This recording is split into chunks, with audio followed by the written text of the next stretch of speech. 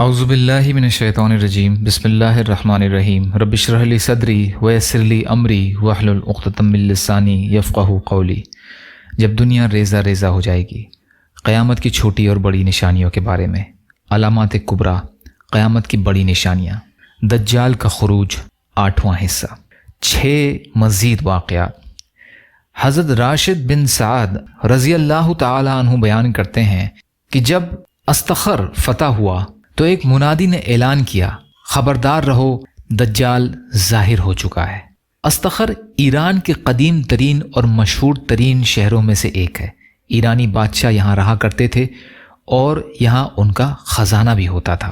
حضرت صعب بن جسامہ ان سے ملے اور کہا، تم یہ نہ کہتے تو اچھا تھا، میں تمہیں بتا چکا ہوں کہ میں نے رسول اللہ صلی اللہ علیہ وسلم کو یہ فرماتے ہوئے سنا کہ دجال اس وقت تک نہیں نکلے گا جب تک کہ لوگ اس کے ذکر تک سے غافل نہ ہو جائیں، اور یہاں تک کہ خطیب ممبروں پر اس کا ذکر کرنا چھوڑ دیں گے۔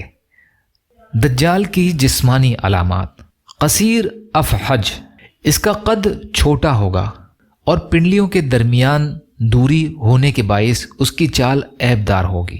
جعد، اس کے بال نرم اور سیدھے نہیں ہوں گے بلکہ گھنگریلے ہوں گے۔ جفال الشعر، اس کے بال گھنے ہوں گے۔ مطموس العین، بجھی ہوئی آنکھ، پھولے ہوئے انگور کی مانند، یعنی وہ بائیں آنکھ سے کانا ہوگا۔ حجان، سفید رنگ والا ہوگا۔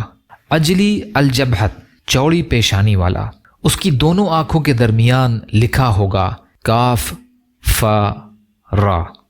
اسے ہر پڑھا لکھا اور ان پڑھ مومن اچھی طرح پڑھ لے گا۔ یہ روایت مسند احمد سے لی گئی ہے۔ اس کے یہاں کوئی اولاد نہ ہوگی۔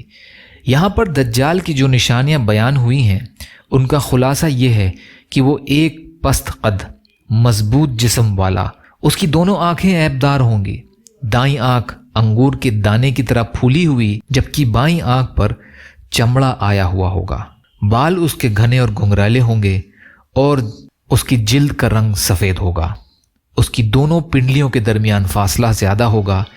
اس کی دونوں آنکھوں کے درمیان کاف فے اور را لکھا ہوا ہوگا۔ اس سلسلے کا باقی حصہ انشاءاللہ کل کی ریکارڈنگ میں۔ یا اللہ ہم سب کو کہنے سننے سے زیادہ عمل کی توفیق عطا فرما۔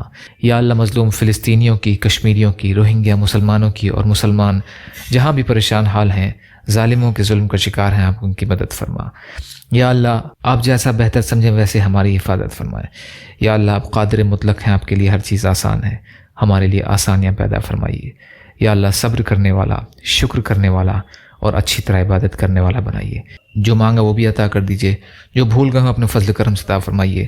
ربنا تقبل منا انک انت السمیع العلیم وتب علینا انک انت التواب الرحیم برحمتک یا ارحم الراحمین۔ لا الہ الا اللہ محمد رسول اللہ۔ السلام علیکم ورحمۃ اللہ وبرکاتہ۔